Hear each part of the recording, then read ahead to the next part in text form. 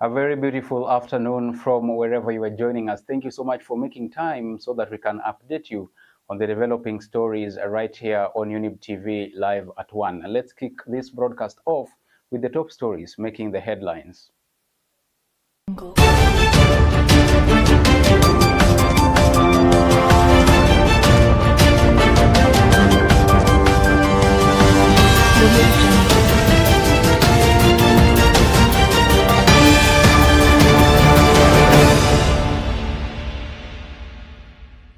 International community had a call to countries for forces to restore law and order in Haiti. Only one country really stepped up to the plate, and that was Kenya. And that was each and every one of you. Lakini safari hii tulisema kwa vyovyote, juu chini, kulia, kushoto, mbele na nyuma, lazima tuwe na mpango maalum makusudi ya kuhakikisha kwamba tunawapanga vijana na tumefanikiwa kuwashika washukiwa 4 ambao walikuwa wanauza sigara na madawa za prescription kwa wananchi.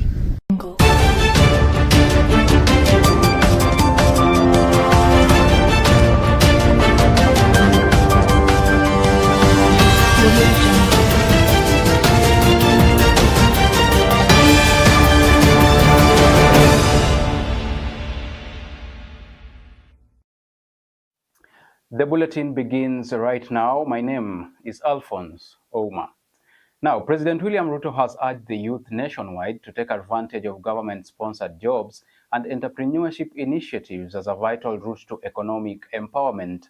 While addressing a gathering at Gusii Stadium in Kisii County, the president, who oversaw the inauguration of another phase of the Nyota program aimed at youth from Kisii, Migori and Nyamira counties, stated that this initiative aligns with the commitments made to the youth by the Kenya Kwanza coalition during the 2022 election campaigns.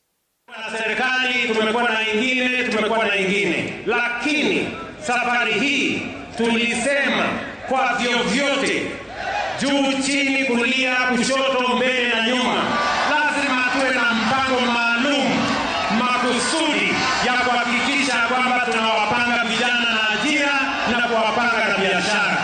For the first time, this administration is focusing on young people to empower them and to give them opportunities to also contribute to our national development. Viongozi wengine wametumia vijana kama guns wa kuleta vita na vurugu katika mikutano ya kisiasa. So I want to tell the young people of our nation, do not believe the naysayers. They have nothing to offer us.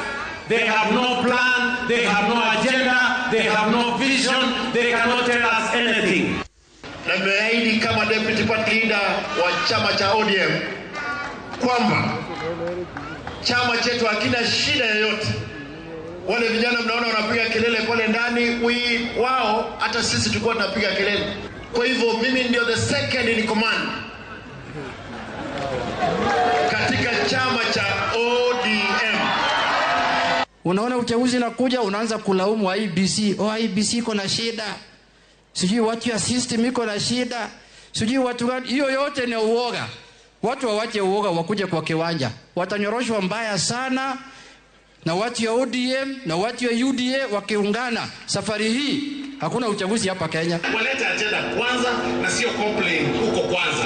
Waleta agenda kwanza, waweke kwa meza, alafu Wakenya wataamua wakati. Now, the United States has recognized the Kenyan-led multinational security support mission for undertaking the challenging task of combating violent gangs in Haiti, aiming to restore peace in the Caribbean nation. The U.S. Deputy Secretary of the State, Christopher Landau, during his visit to the officers at the National Police College in Embakasi, Nairobi, stated that Kenya plays a crucial role in upholding global security. Had a call to countries for forces to restore law and order in Haiti. Only one country really stepped up to the plate, and that was Kenya. And that was each and every one of you.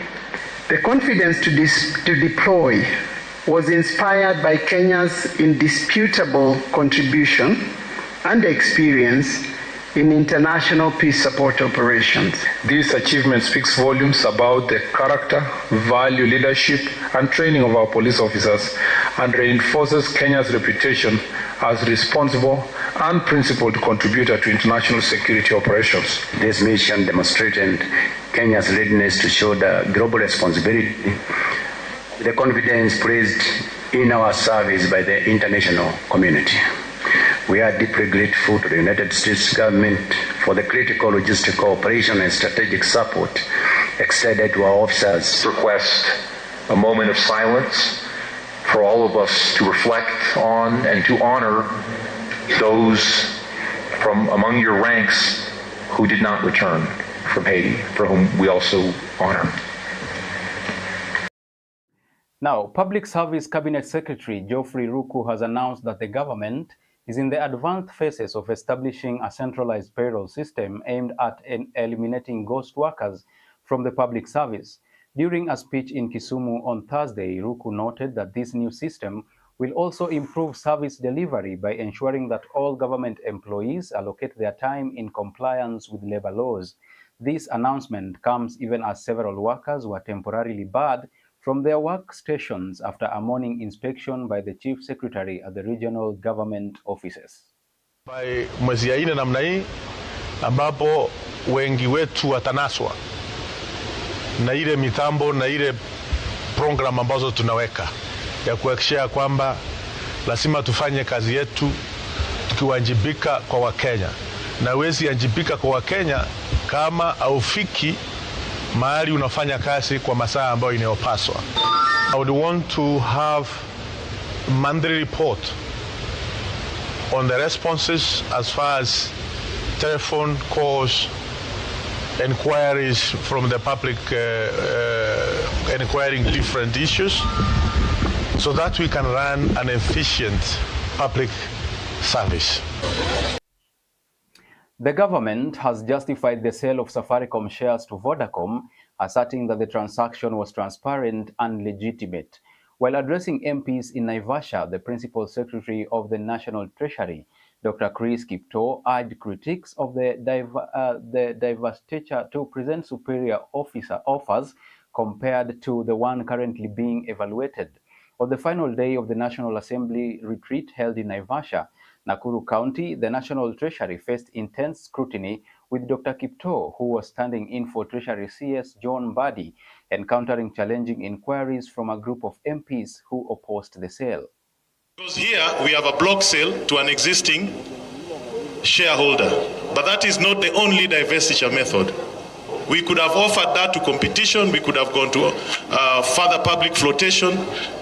The first thing that we would like to see as a house is an independent market survey report telling us this is the best pathway. Even SHA relies on Safaricom, everything relies on Safaricom. So honorable members, I want to ask you, don't even bother to listen about the pricing. It is not about the pricing. So honorable members, please reject this thing called stripping off the government investment. Thank you so much, Madam Speaker. So whichever way you look at it, this is a good offer. And we carefully looked at it. And these mathematics showing here are clear.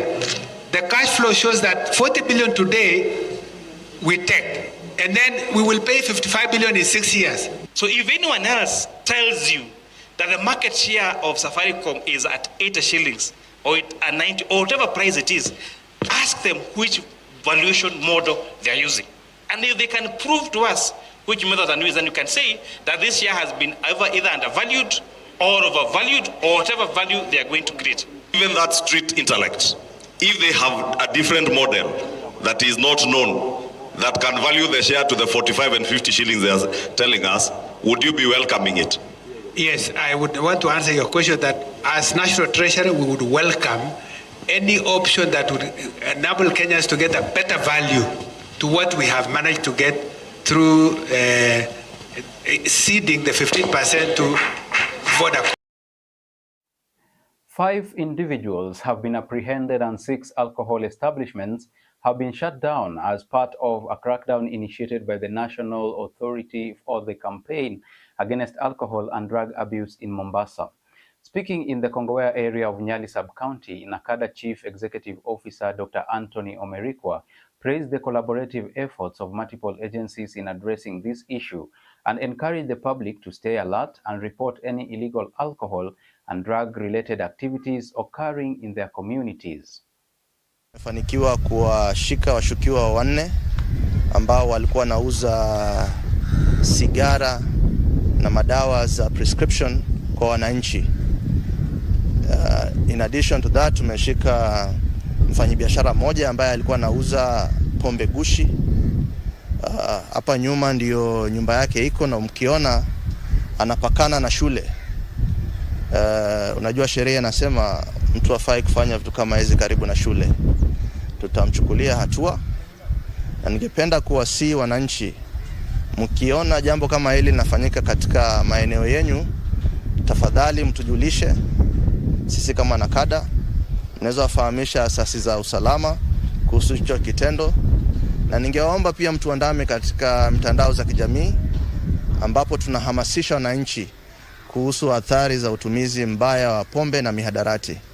Tuko na nambari ya simu ambayo unaweza piga, na mfanyabiashara mmoja ambaye alikuwa anauza pombe gushi. Hapa nyuma ndio nyumba yake iko, na mkiona anapakana na shule. Unajua sheria inasema mtu afai kufanya vitu kama hizi karibu na shule. Tutamchukulia hatua, na ningependa kuwasihi wananchi, mkiona jambo kama hili linafanyika katika maeneo yenu, tafadhali mtujulishe. Sisi kama NACADA tunaweza wafahamisha asasi za usalama kuhusu hicho kitendo, na ningewaomba pia mtuandame katika mitandao za kijamii ambapo tunahamasisha wananchi kuhusu athari za utumizi mbaya wa pombe na mihadarati. Tuko na nambari ya simu ambayo unaweza piga, na it is toll free, hakuna charge yoyote. Now, the Ethics and Anti-Corruption Commission has rejected claims of facilitating corruption in the northern frontier counties. The CEO of the commission, Abdi Mohamud, stated that on the contrary, the commission has advocated for the prosecution of high-ranking county officials, including a current governor. He made these remarks while accepting a petition from the youth of Kenya Integrity Champions, who had completed a 350-kilometer walk from Eldoret to Nairobi to protest against the impacts of corruption. There are files that are with the DPP where we have recommended charges against senior personalities, including a sitting governor, together with other senior persons within those counties. In the 5 counties that form the northern counties, investigations or rendered, we requested the court to give orders so that no payments are made, because the public was going to lose over 6 billion Kenya shillings for services not rendered, for goods not supplied. And we have documentary evidence to that effect. If each one of us does their role in preventing and refusing to participate in corruption, our country will go far. If you look at nations that have allowed corruption to take root in their countries, the ultimate end is that they collapse. Kenya refused to inherit a nation destroyed by corruption and submit this petition in good faith, demanding action, accountability, and reform. Counties, investigations or rendered, we requested the court to give orders so that no payments are made, because the public was going to lose over 6 billion Kenya shillings for services not rendered, for goods not supplied. And we have documentary evidence to that effect. If each one of us does their role in preventing and refusing to participate in corruption, our country will go far.